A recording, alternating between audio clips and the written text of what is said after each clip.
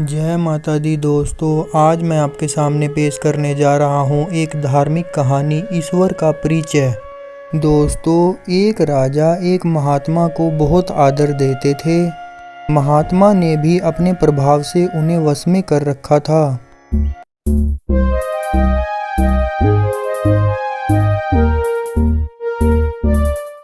महात्मा राजा के प्रश्नों के उत्तर अच्छी तरह देते थे और महात्मा राजा को देवदूतों के विचित्र संवाद सुनाकर प्रतिदिन प्रसन्न रखते थे।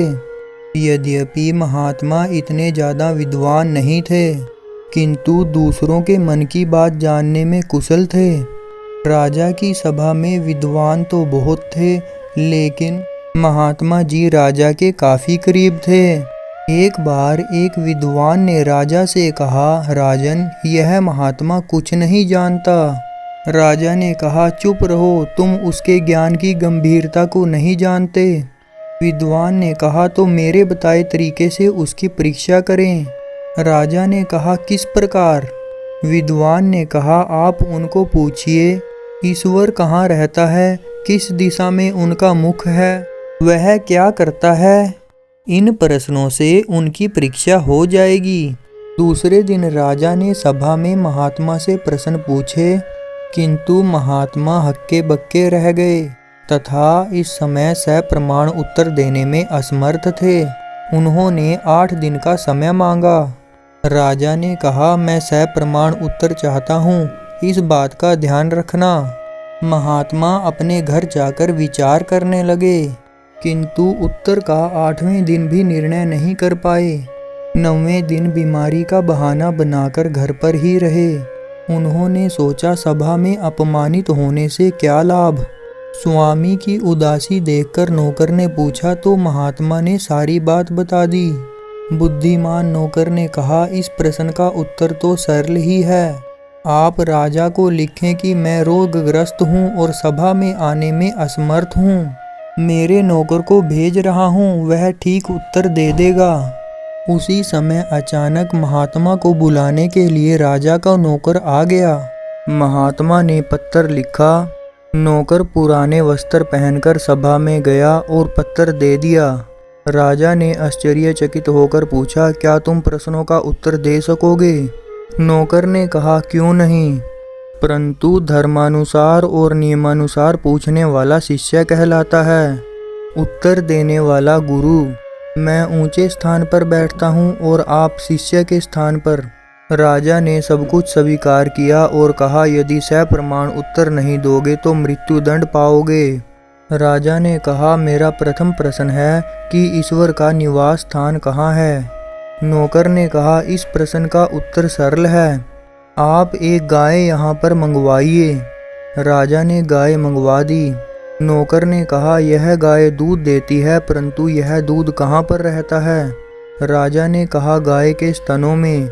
नौकर ने कहा, आप झूठ बोल रहे हो, दूध तो गाय के शरीर में व्याप्त है, स्तन तो केवल दूध निकालने के स्थान हैं।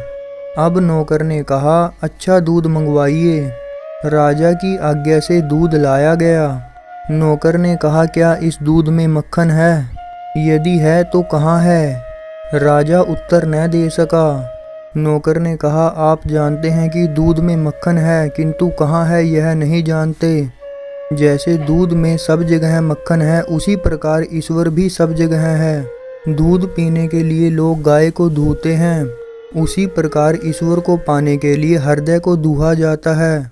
मथने से दूध से मक्खन निकलता है, उसी प्रकार चिंतन से ईश्वर मिलता है। जो लोग ईश्वर को स्वर्ग में रहने वाला मानते हैं, वे लोग आंखें होते हुए भी अंधे हैं। राजा ने दूसरा प्रश्न पूछा कि ईश्वर का मुख किस दिशा में है? नौकर ने जलता हुआ दीपक मंगवाया और राजा से पूछा कि यह लो किस तरफ मुख कर कर जल रही है? राजा ने कहा, इस दीपक का मुख तो सब ओर है। नौकर ने कहा, दीपक की तरह ईश्वर का मुख भी सब ओर है। राजा ने तीसरा प्रश्न किया, ईश्वर क्या करता है? तब नौकर ने महात्मा को बुलाया। कांपते हुए महात्मा शीघ्र ही आ गए। उन्होंने नौकर को ऊंचे आसन पर और राजा को भूमि पर बैठे हुए देखा। नौकर ने महात्मा को ऊंचे आसन पर बैठाया और स्वयं सिंहासन पर बैठकर राजा को महात्मा के स्थान पर बैठने के लिए कहा। नौकर ने फिर कहा, ईश्वर इसी प्रकार सबको अपने अधिकार में लगाकर संसार में निरंतर परिवर्तन करता है। वह संसार चक्कर को चलाता है। ईश्वर योग्यता अनुसार सबको कार्य में लगाता है। राजा अपने प्रश्नों के उत्तर पाकर बहुत प्रसन्न हुए। उसने बुद्धिमान नौकर को उच्च पद पर नियुक्त किया। नौकर के प्रभाव से महात्मा महोदय की प्रतिष्ठा भी बची रही। तो दोस्तों, इस कहानी से हमें यह शिक्षा मिलती है, ईश्वर सब जगह होता है, उसकी तलाश मंदिर मस्जिदों में नहीं करनी चाहिए। ईश्वर सर्वव्यापक है। ईश्वर संसार में निरंतर परिवर्तन करता है। तो दोस्तों, ये थी मेरी आज की कहानी। आपको कैसी लगी प्लीज़ लाइक, शेयर और कमेंट करके ज़रूर बताना। और हाँ दोस्तों, मेरी आने वाली कहानी को सुनने के लिए चैनल को सब्सक्राइब करना और बेल आइकन को प्रेस करना ना भूलना। जय माता दी।